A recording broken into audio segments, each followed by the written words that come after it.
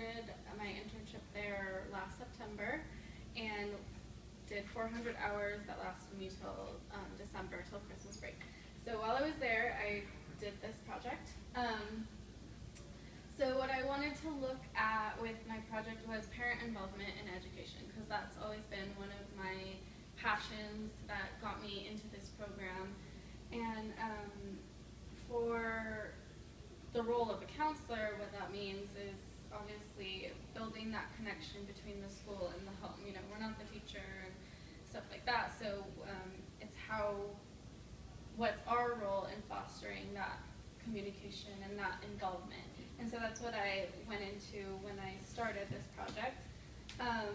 When I found out it would be a high school, I decided to think about the way that we know a lot of parents don't stay as involved because they feel like these are older kids and, you know, there's less whatever to be involved with at school. But we all know, like, there's actually a lot. There's a ton of societal issues that come up for these kids, and it's a lot more than academic. And so I wanted to see how to help those parents maintain their involvement, or even, you know, like bring up their involvement during high school. So the question I came up with was, what is the influence of an introduction to counseling services on 9th grade students and parents' use of the counseling center? So how can an intervention such as introducing them to the counseling center make them want to use the counseling center more? And I got to this also because thinking back on my high school experience, I realized you don't really ever get to hear what the counselors are for. You get a, you know, orientation of the school and whatnot, but not necessarily like what your counselor is. You know, they give you your schedule, but we want to be more than that. So I thought this would be a good intervention for bridging that involvement between parents, counselors, and students in high school. So I did my research, and across the board, you know, parent involvement is key. We all know that. And it helps academics, it helps behavior, social, all that good stuff for students. But specifically, the counselor aspect was kind of new information for me, and I found a lot of really great stuff, a lot of ideas that the counselor can help the family feel more welcome, feel more involved. I really enjoyed the point about moving away from the school-centric point of view, which is like, you know, usually you hear a parent get a call about, oh, your student's not doing this, or they didn't do this, they failed at this, you need to do this, which is saying the student's not meeting the school standards. But as counselors, we need to move away from that and actually be like, how can we help you? What do you need from us? And make it about the family rather than the school. And that's also part of the family resilience model, is finding the family's own strengths and working within their strengths to get to those goals. So just positive behavior support and providing lots of opportunities for that parent involvement is what I found that we can do as counselors. So that's kind of where I went with my intervention.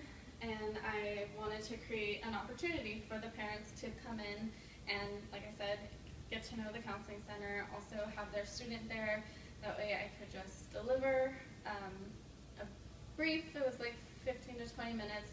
It was a PowerPoint, and I basically just broke down, you know, what we do.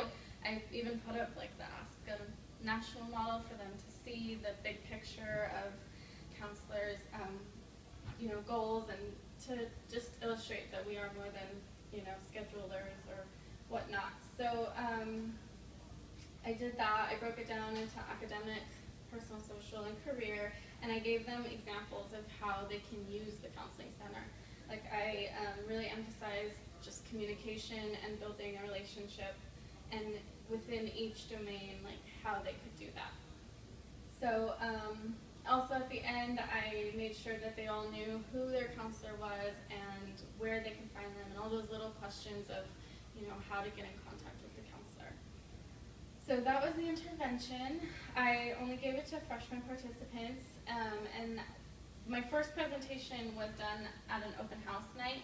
The counselors had a presentation time before the open house, event, and so I got a few minutes in there, but it was convenience sample since they were coming to open house and I was asking them to participate. They didn't have to. So I didn't get a ton of participants at that point. So I did a second presentation and I was able to get the information out through an email blast to parents. So I got a few more at that point, and everyone was asked to do a survey, both the parents and the students, separate surveys. And so then I knew that I was going to compare it to an upper class. So I chose sophomores, and I just picked one of the English classes, one period of the day, and I went in and I introduced my survey and gave them a little incentive for turning it in. So I was able to get 15 of those.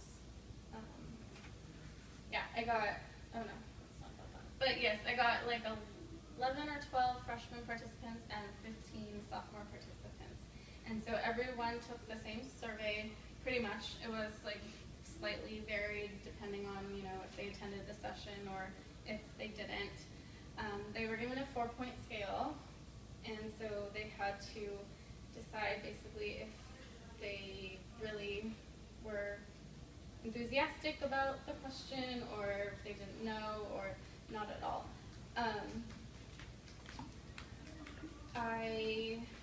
The survey, the point of the survey was just to get their opinion, really, is what I was going for. A lot of it was how likely are you to go to the counseling center for, and I included things like problems at home, problems at school, career info, college info,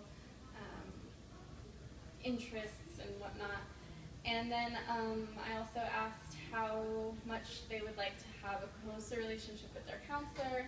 I asked other things like how much they feel like they could tell their counselor, things like that. So they had to rate all of that on the 4-point scale. And so when I collected all that and was finished with all of those collection methods, I broke them down based on the person's average and then the average as a group. So each group was different. I had, because they all had those slightly different questions, whether they were a student, whether they were a parent, whether they were a sophomore, whether they were a freshman. So I broke them all down and got averages for each question and each person, and analyzed them separately and then against each other, obviously. And there wasn't a significant variation in demographics, so I don't really include any of that data. So this is a kind of funky graph, but I thought it was cool because it just shows each person basically and how they compare to one another and within their own group. So each little point is a person, and that's why the sophomore lines go farther than the freshman lines. So you can just really illustrate how overall the freshman parents were the most rated highly opinions of the counselors. And then, within the sophomore parents, they have some of the lowest, but there was also variation within that group as well. So, yeah. So that one's a little tricky to look at, but I thought it just kind of illustrated well the difference within the group and whatnot. And this is the general overall average of each group. So I took every person's average and averaged them all together, and this is what I came up with. And it shows that overall the freshman participants had higher opinions. Predominantly the freshman parents had the highest, and they were followed by sophomore students, and then the sophomore parents had the lowest opinions. And it was nice that they were on the 4-point scale and all of the questions were rated the same way. So basically a lower average just means they were